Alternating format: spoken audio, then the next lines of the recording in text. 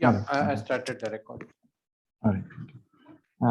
Hello and welcome to the last talk of the morning today. And our next speaker is K. Hariram from IISc.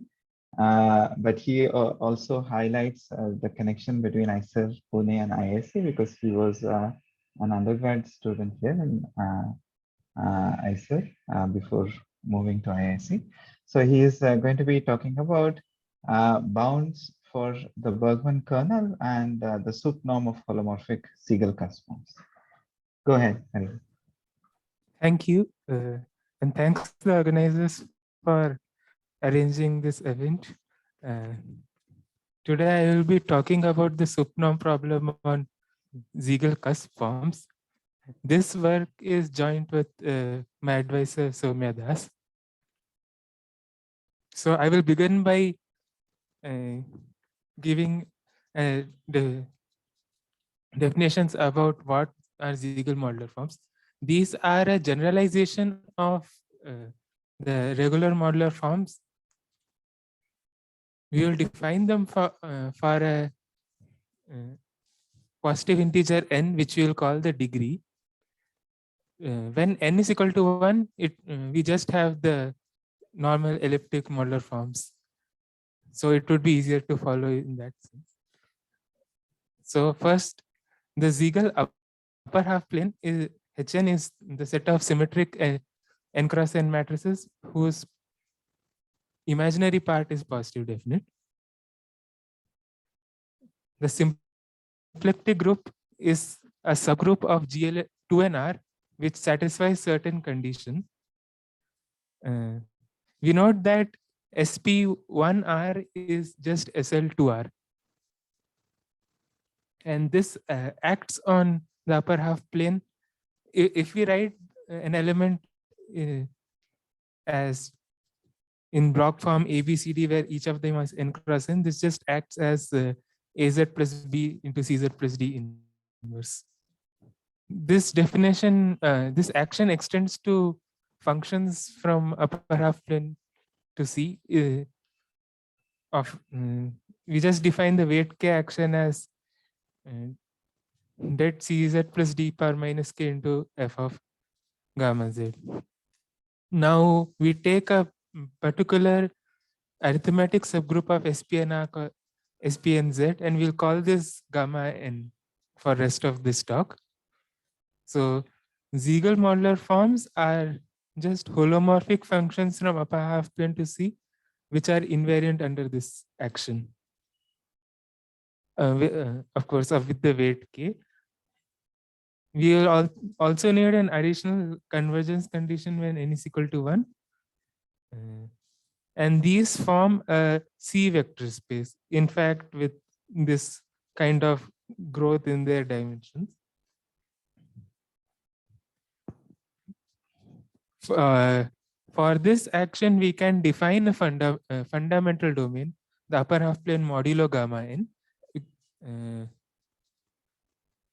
We will use the Siegel standard fundamental domain in which we can restrict the x coordinates between minus half and plus half, and the y matrix should be Minkowski reduced.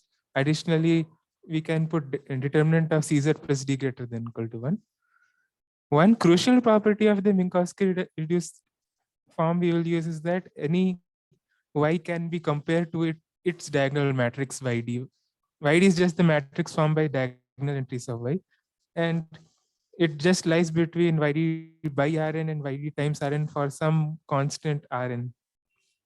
Also note that in this particular fundamental domain, we can bound y from below, that it doesn't touch the real plane. This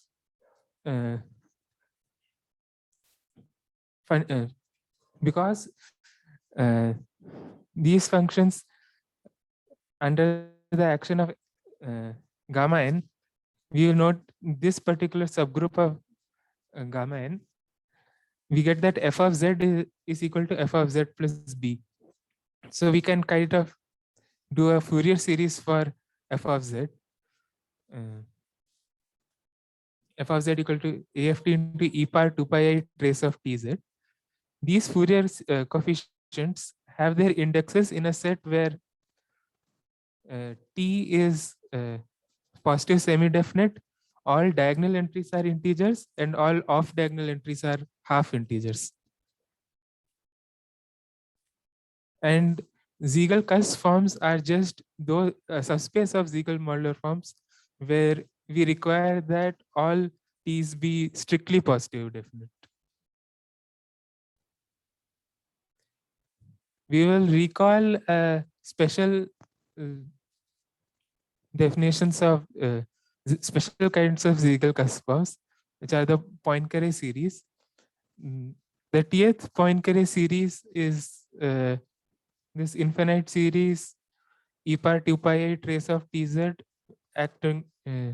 acted with gamma, varying in gamma and modulo gamma infinity, where gamma infinity was the translation like subgroup which we just saw. These Poincare series are a kind of dual to the space of Fourier coefficients, and as a consequence of that, they formula the Peterson's trace formula, which is there is a relation between over ortho. If you take the tth Fourier coefficient and take the sum of their squares over an orthonormal basis, you'll get that it is related to the tth Fourier coefficient of the tth Poincare series with some factors, additional factors. We will now define two norms on the space of Siegel-Cusp forms. First, I will first define a invariant measure d mu z, which is dx dy by det y power n plus 1. And using this, I will define the Peterson inner product of f comma g as integral f into g bar into det y power k d mu z over the fundamental domain. And this gives us the L2 norm. Likewise, I will define the sup norm as supremum over f of z det y power k by 2 over the fundamental domain. And we note that because of the invariance of this quantity under gamma, this definition is independent of what fundamental domain we choose. Now, after having defined the Siegel-Cusp form setting, we will look at what problem we want to solve. We want to show bounds for the growth of the sup norm with respect to k, the weight. In fact, we will do this for sum of square over an orthonormal basis. If b and k is an orthonormal basis, we define this quantity bkz, which is just f square into det y power k, with f varying over the orthonormal basis. And we used to find supremum of this quantity over the fundamental domain. And because of the invariance, this also applies to the whole upper half plane. This sum is closely related to the Bergman kernel of the space of Cusp forms with the det y power k in both coordinates same. They are the reproducing kernel for this space because they satisfy a formula with like this with respect to the Peterson trace formula. No, sorry, not Peterson inner product. So now let us see why this problem is important and how it came to be. We will this problem of finding sup norms is quite old, and there has been more classical attempts at understanding the related mass distribution of these functions in the Riemannian manifold. use of arithmetic methods for solving this problem was first done by Ivanić and Sarnak. For a certain hyperbolic surface, they show that for the eigenfunction of the Laplacian with eigenvalue lambda, the sup norm grows as lambda per 5/24. Recall the classical results were showed this to be lambda per 1/4. So they had a 1/24 improvement over this. And now we will come to our setting. That is modular forms. In the case of elliptic modular forms, ZI has the sharpest or result in this case. For a holomorphic cuspidal Hecke eigenform for SL2Z, she shows that the sup norm is grows between k power 1/4 minus epsilon and k power 1/4 plus epsilon. So this is kind of an optimal bound.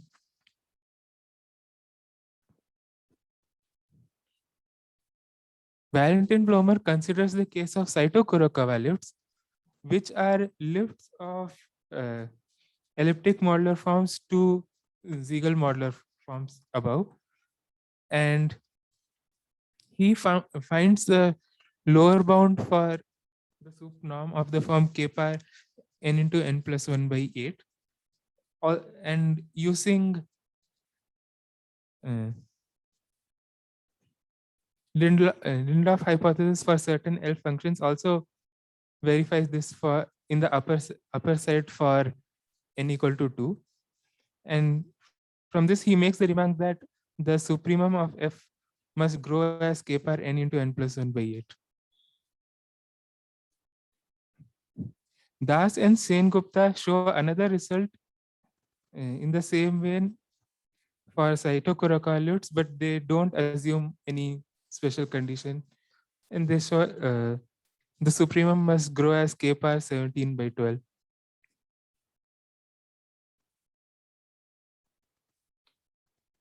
If we consider Siegel modular forms for n greater than or equal to 2, and don't rely on lower degree modular forms, there is not much results available. One good one that there is from Blomer and Pohl, where Siegel mass Hecke eigenforms were considered, and they solve this problem in the eigenvalue aspect. So we will look at another avenue, that is the Bergman kernel, which was related to this. There is a folklore conjecture floating around that the Bergman, the quantity Bk which we defined earlier, must satisfy growth like k power 3n into n plus 1/4. And our main results would be towards this particular result, like this particular conjecture. For n equal to 1, this conjecture has been shown by Friedman, Jorgensen, and Kramer. They show that BKZ must be between k power 3/2 minus epsilon and k power 3/2. Also, if we restrict ourselves to compact sets of the compact subsets of the fundamental domain, Cogdiel and Luo have a result where they bound BKZ by k power n into n plus 1/2. This is so. Now we will mention our results in this regard. We show that the supremum of BKZ must be bounded below by k power 3n into n plus 1/4. That is, in the lower side, we show the conjecture is true. And in the upper side, for n equal to 1 and 2, we have k power 3n into n plus 1/4. In n plus 2, we also have an additional epsilon. For higher values of n, we have k power 5n minus 3 into n plus 1/4. We note that because of non-availability of any results in higher degrees, we had to rely on simple techniques for this. Like we don't have good results on the Fourier coefficients or etc. Other such results in this space.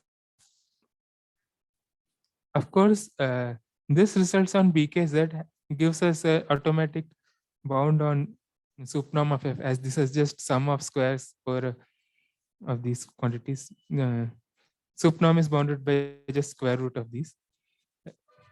Also, because the dimension of the Ziegel-Cusp forms grows as k power n into n plus 1 by 4, we can say that for every space of Ziegel-Cusp form of weight k, there must be at least one F1 whose supnorm grows as k power n into n plus 1 by 8. So this kind of verifies Blomer's conjecture in a sense.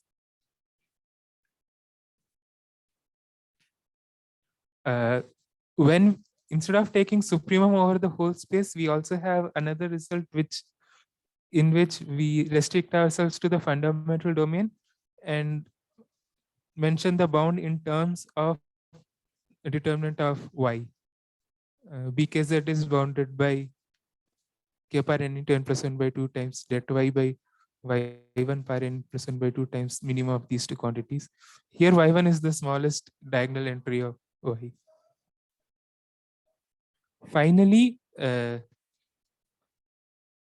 when we restrict ourselves to n equal to 2 and also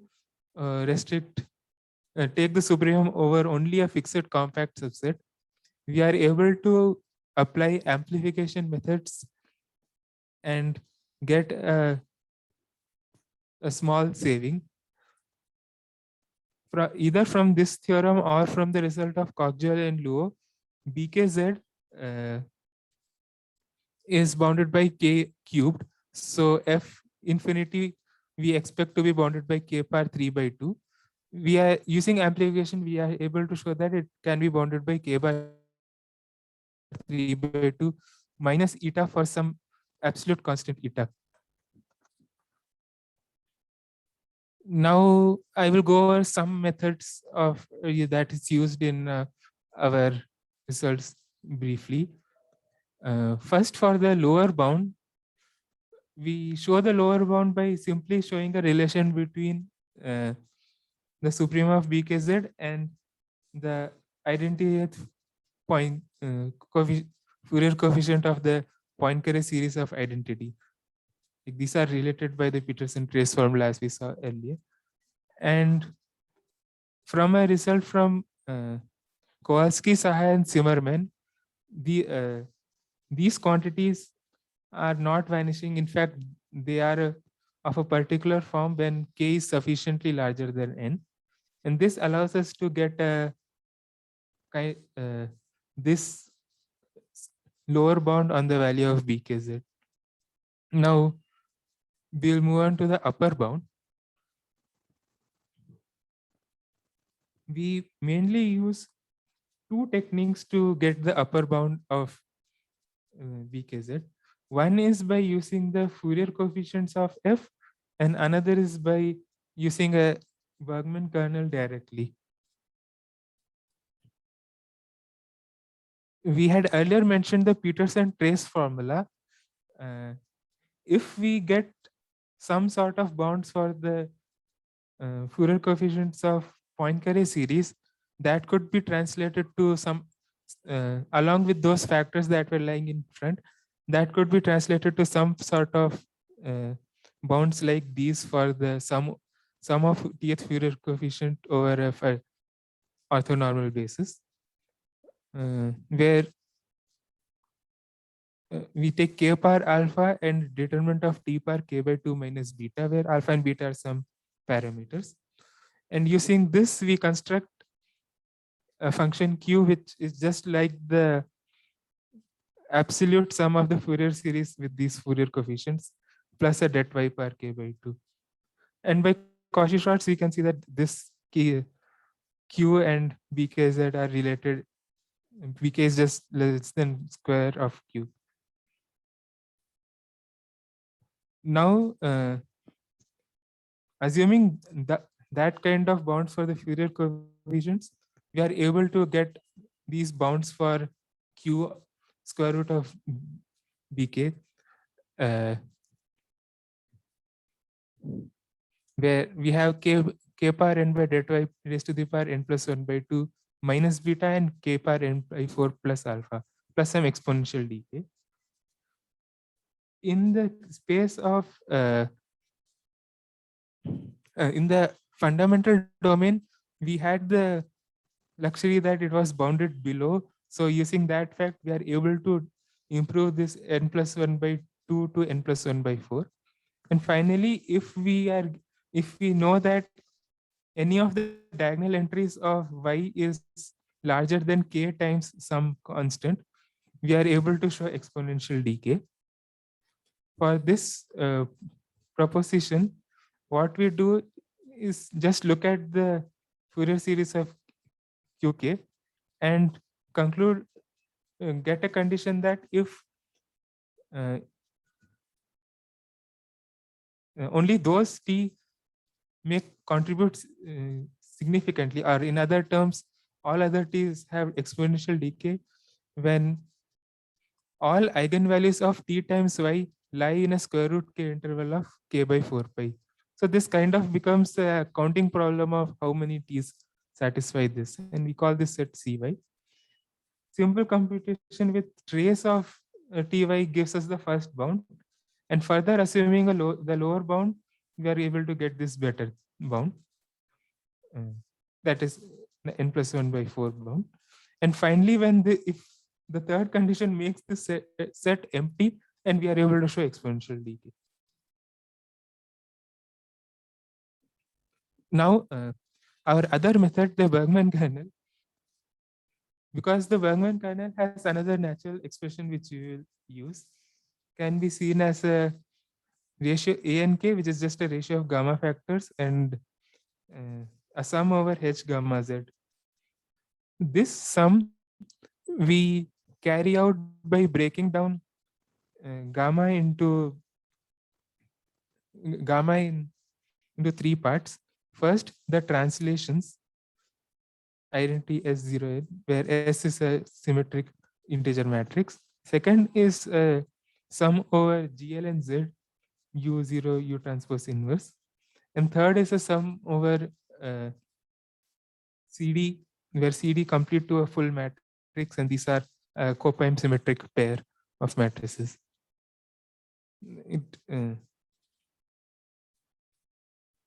This is the form of the expression takes. To carry out this summation, we utilize three lemmas. Our first lemma is the sum over S, sum over det Z plus S power minus K with S varying in sim nz. To show this, we use Lipschitz formula to get the Fourier series for this sum, and then we use the proposition developed in previous section for that Fourier series, and we get this result. We note that this may be an improvement over what is available over in the literature for this kind of sum, which is explicit in both k and y. Our second lemma is for the sum determinant of y plus y tilde u transpose par minus k. And our third lemma is like the absolute summation of the Eisenstein series for this space. We note that we crucially dependent on the fact that it converges for s greater than n plus 1 plus epsilon, and as this was our boundary where we lied, if it was even worse than this, we couldn't have shown this. Using these three lemmas, we prove our second theorem, which I will go back and show this one. And what we do now is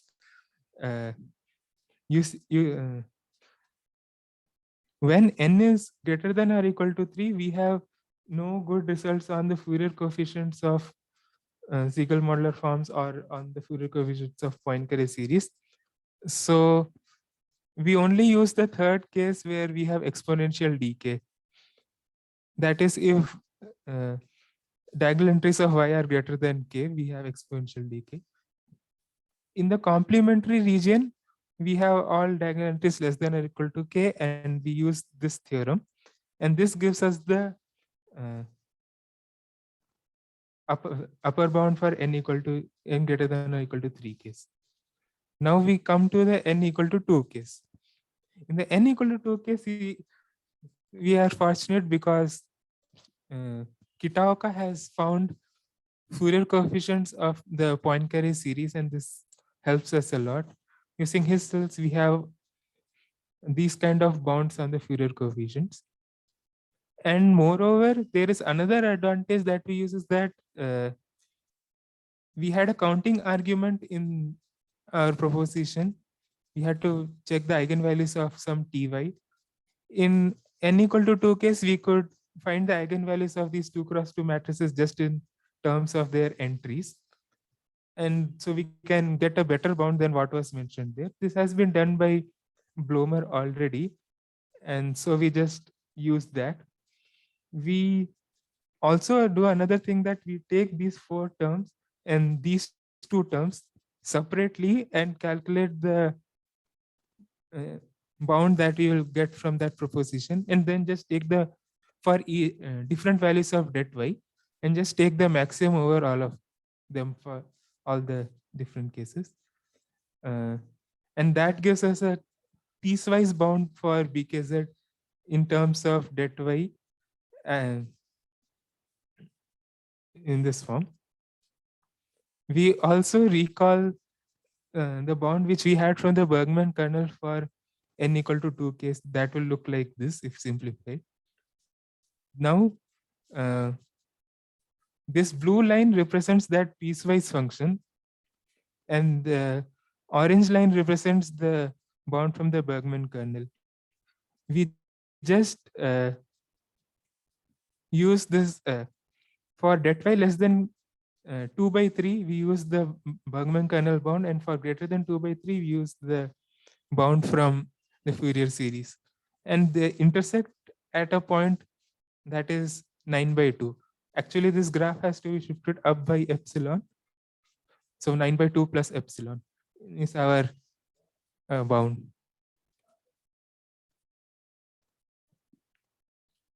For finally, when we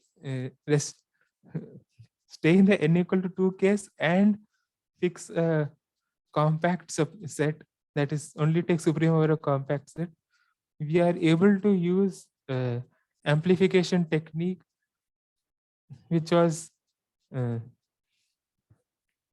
so for this we borrow the amplifier which was developed by Blomer and Paul.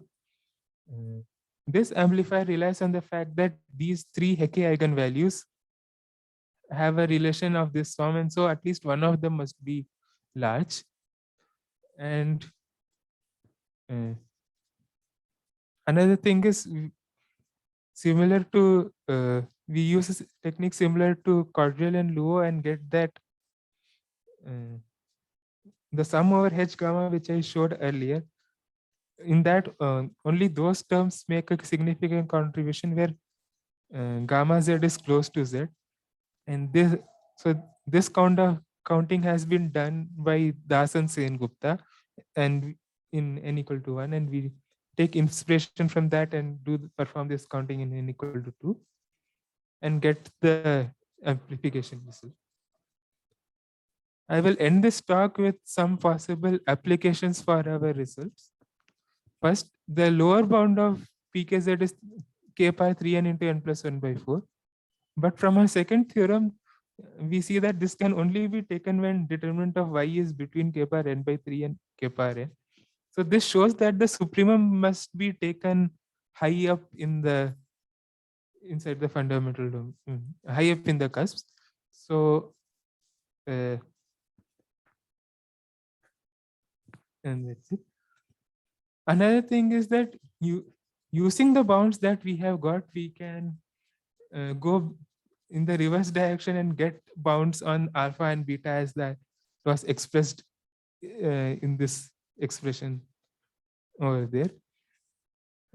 Using our bound, we can get that alpha and beta must satisfy phi n square minus 3 by 8 and beta equal to 0. So this is like another proof for Hecke's bound for the Siegel modular forms. Resnikov and Saldana have made a conjecture that beta should be n plus 1 by 4. That is the growth with respect to det t should be n plus 1 by 4. This along with what we expect alpha to be from Poincare series, these two ingredients together are strong enough to show the 3n into n plus 1 by 4 bound for all n. So that is another thing.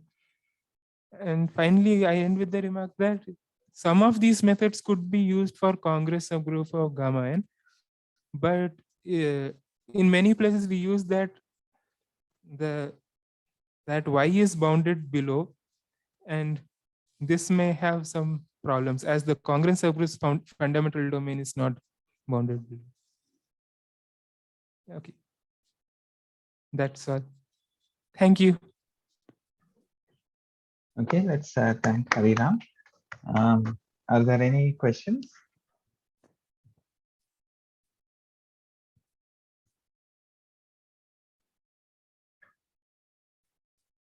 Okay, okay, maybe I can ask the question. So here you are basically working with scalar valued Siegel modular Yes, forms, yes, scalar right? valued Siegel modular forms. So are these kind of techniques available for vector valued as well, or